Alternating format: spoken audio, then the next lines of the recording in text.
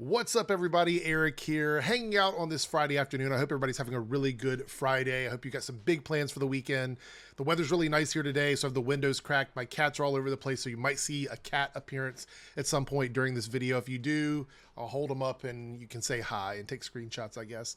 Anyway, I thought we'd do a fun, spicy video today. So we have a little bit of DC drama that's going on. 3 different things I want to talk about. One of them is an interview here with Ben Affleck. And then we have 2 things that happen on Twitter. And as you know, Twitter is a place that I don't take too seriously. It's kind of just a little toxic playground. But we'll go over to Twitter and we'll talk about some stuff with Zachary Levi and some stuff from Ray Fisher.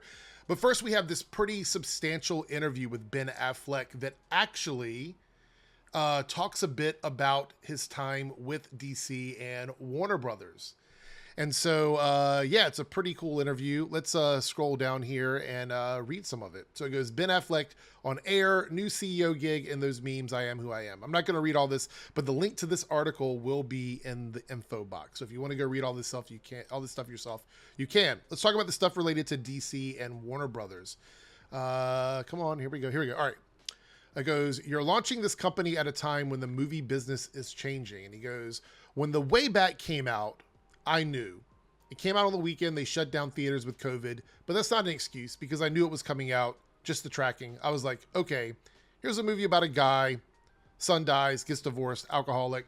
Nobody's going to go to the theater to see this effing movie. They're just not. He goes, okay, these movies aren't working anymore.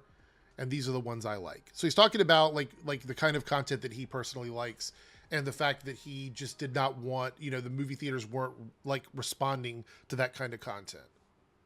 And then the article goes into, here it goes, as opposed to, and this is where things get a little dicey.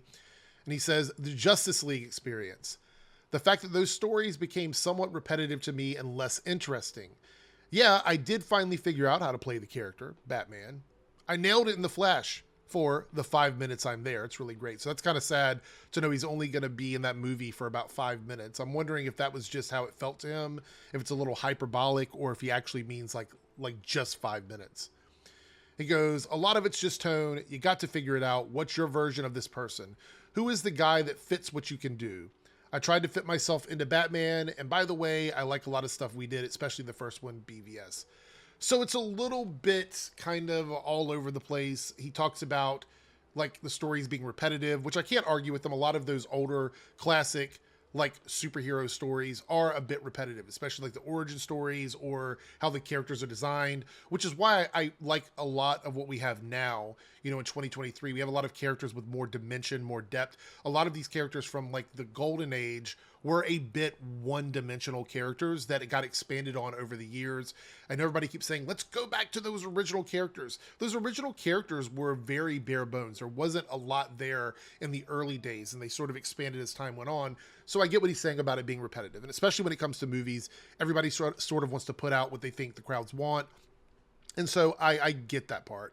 However, I will say I'm a little disappointed that, he didn't find them interesting. That is a little disappointing. And then he goes on here to say, but not the Justice League. What went wrong there? He goes, Justice League. You could teach a seminar on all the reasons why this is how not to do it, ranging from production to bad decisions to horrible personal tragedy, and just ending it with the most monstrous taste in my mouth. The genius and the silver lining is that Zack Snyder eventually went to AT&T and was like, look, I can get you 4 hours of content. And it's principally just all the slow motion that he shot in black and white. And one day of shooting with me and him, he was like, do you want to come and shoot in my backyard? I was like, I think they're union, Zach. I think we have to make a deal. But I went and did it. And now Zack Snyder's Justice League is my highest rated movie on IMDb. So there's a couple things to unpack from this. It seems like he did enjoy working with Zack Snyder. And one of the kind of the general consensus with the whole Joss Whedon cut of the movie was, I think it was like this storm of just bad energy, like around that film, like just all the vibes about it. It was a movie that had to be rushed out, had to be recut. A bunch of stuff had to be cut out of it. They had to go in and do reshoots. There's just so many things. And I'm not defending anybody in that process. There's obviously some awful shit that happened with Justice League. But it seems like no one had a good experience with that, including the people at the top end seem to not have a good experience with that. So it seems like Zack Snyder was given a lot of freedom in making his movies, and a lot of the actors seem to really appreciate that. And there's nothing wrong with that.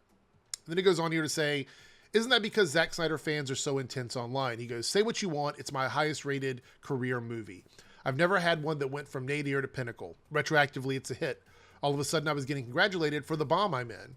But I was going to direct a Batman, and Justice League made me go, I'm out. So he's basically saying that, you know, he had the option to direct a Batman movie, but that experience with Joss Whedon's Justice League made him, like, put a sour taste in his mouth. And so that was what basically changed his mind initially with that, with the Batman film in the DCU. He goes, I'm out. I never want to do any of this again. I'm not suited. And that was the worst experience I've ever seen in a business, which is full of some shitty experiences. It broke my heart. There was an idea of someone, Joss Whedon, coming in like, I'll rescue you and we'll do 60 days of shooting and I'll write a whole new thing around what you have. I've got the secret. And it wasn't the secret. That was hard. And that I started to drink too much. I was back in the hotel in London, and it was either that or jump out the window. Holy shit. Holy shit. And I just thought, this isn't the life I want. My kids aren't here. I'm miserable. You want to go to work and find something interesting to hang on to rather than just wearing a rubber suit. And most of it, you're just standing against the computer screen going, if this is nuclear waste gets loose, will ... That's fine. I don't condescend that or to put it down, but I've got to point out where I found it creatively not satisfying. Also, just you're sweaty and exhausted, and I thought, I don't want to participate in this in any way, and I don't want to squander any more of my life, which I have a limited amount. Okay, a lot there. Clearly, he's saying exactly what's on his mind. There's no hidden things like I'll tell you guys more later, or there's more to come, or there's more story to tell, or whatever. He's literally in this interview saying exactly what happened to him and his experience with this situation. And it sounds to me like the combination of everything that happened on this plus some stuff going on in his personal life, he was having a rough go. And so a lot of it, I guess, kind of like it said, it exhausted him in the process of sort of making this movie. Now, it sounds to me like this was all back during that era, back in 2017, 2018, when all this was going on. That's when I feel like a lot of this was happening. And of course, there's been a lot of time between then and now, especially with everything that happened in the world. And so some things do change. And it says, so if DC came to you now and said, do you want to direct something? He goes, I would not direct something for James Gunn DC. Absolutely not. I have nothing against James Gunn. Nice guy. Sure, he's going to do a great job. I just wouldn't want to go in and direct in the way they're doing things or doing that. I'm not interested in that. And there's a ton more here. So if you want to go over and read this whole article, it will be listed in the description box. But the reason why I think it's interesting here is this interview, which seems to be a very solid interview with him talking about his feelings on everything, has been twisted to sort of attack James Gunn. And I've seen it on Twitter already. This goes, thanks Ben Affleck for showing that James Gunn is an effing liar. And he posted this, met with Ben yesterday precisely because he wants to direct and we want him to direct. We just have to find the right project. This was in December of 2022. So many, many years after Ben went through all of that trauma. And here he is coming out talking about his time, how he felt in that moment back during that period. And, you know, and then going into sort of being congratulated for everything that happened with the cut of it, the Zack Snyder cut that came out. So what this tells me from a business standpoint, without any bias or ulterior motive or any of this other bullshit that people on Twitter tend to have, is that James Gunn spoke to Ben. Ben seemed interested in doing something. Maybe he changed his mind. It happens all the time. And now he has no interest in doing it again.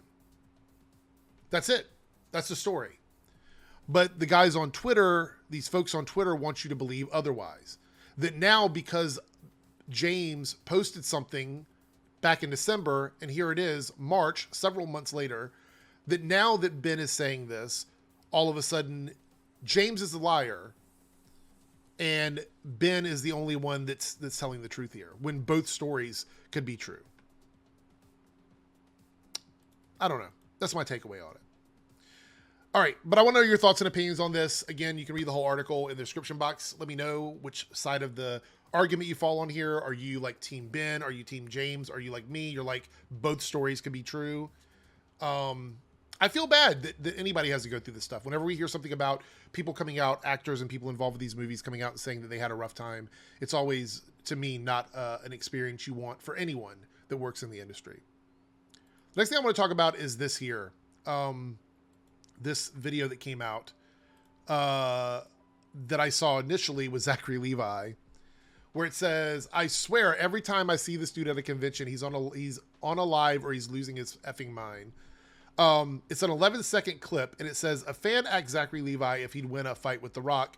The Rock refused to be in Shazam 2, saying I'd hurt the brand of Black Adam." Now, we're going to watch this clip. I've got the audio on. We're going to watch the clip. And then I'm going to show you why Twitter can be the worst place on the planet. I want to preface this by saying I'm not a huge Zachary Levi fan anymore. I think he's made some really bad posts on social media that have been taken in different ways. And I just don't, he's kind of stumbles through stuff. And I think fans, again, sort of extrapolate from this what they want. With that being said, though, this instance, I think he's being framed in a way that's disingenuous. Let's look at this clip and see what he says. What the fuck? This is a movie, you dumbass. This is make-believe. It's make-believe. Who fuck cares? It's fake. What the fuck? This is a... So that's the 11-second clip that makes it look like he's being an asshole to this person that asked a question. However, there is a full clip here. It's a minute and 37 seconds that adds a little bit more context to this statement. So let's watch this clip. What's up?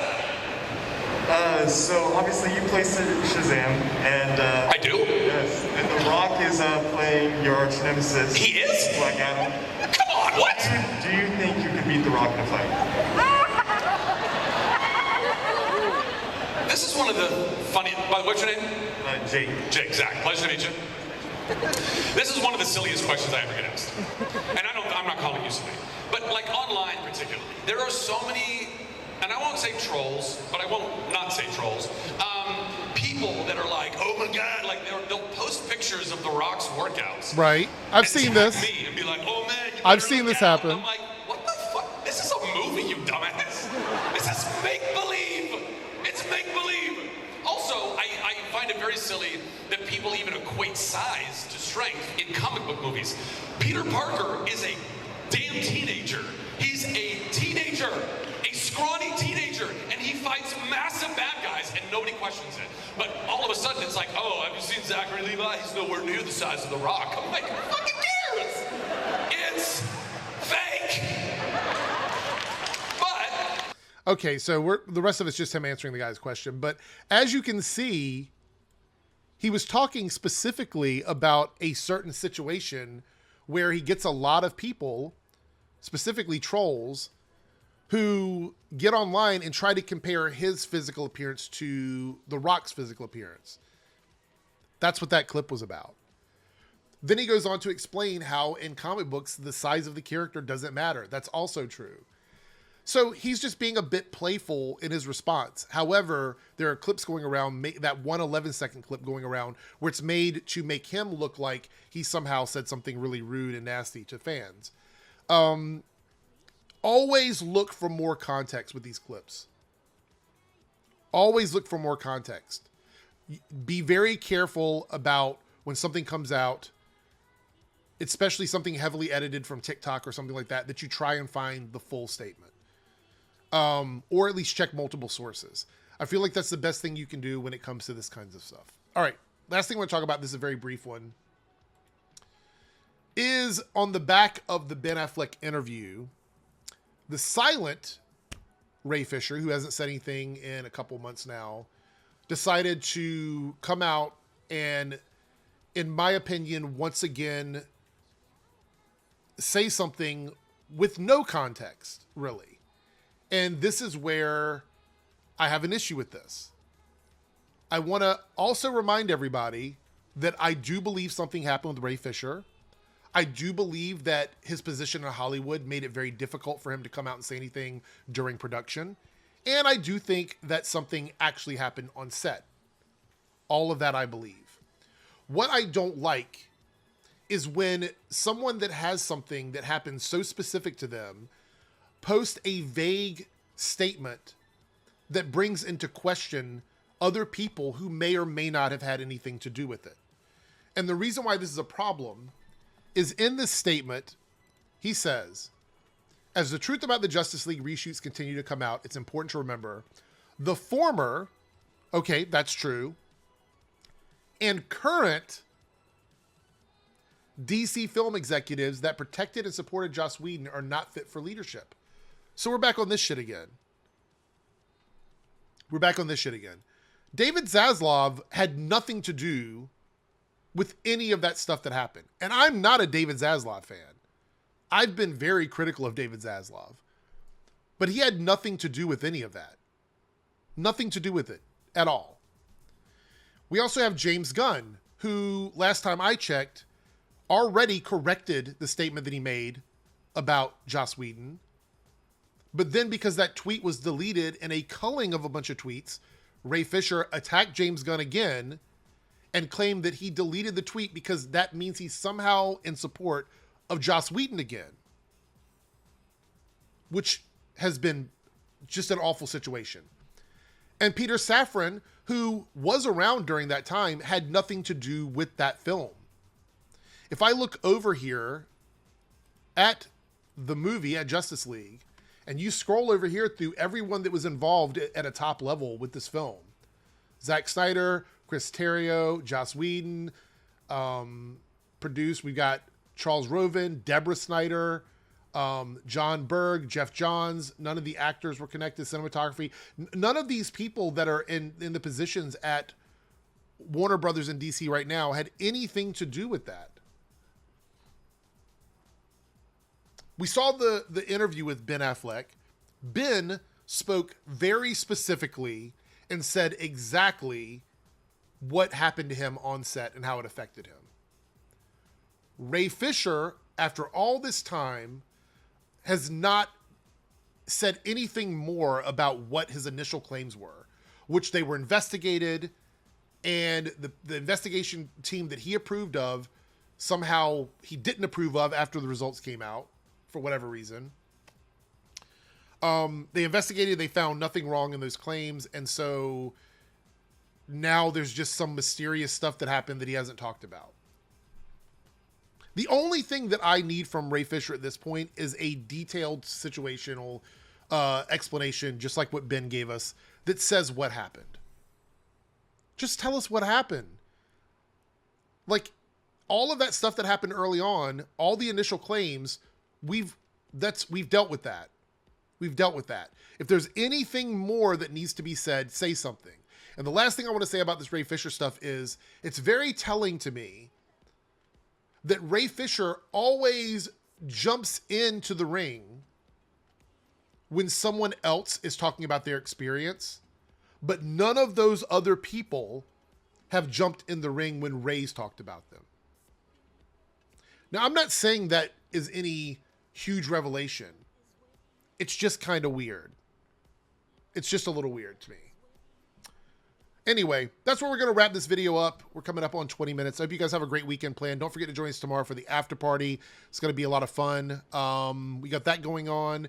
And if you're new to the channel, please hit subscribe, become part of the Ericverse. Give me a like on this video and leave your comments down below. Let me know what you thought about this, whether you agree or disagree with me. I'd love to hear your thoughts and opinions. And that is pretty much it. So have a great evening, and I will see everyone next time. Bye.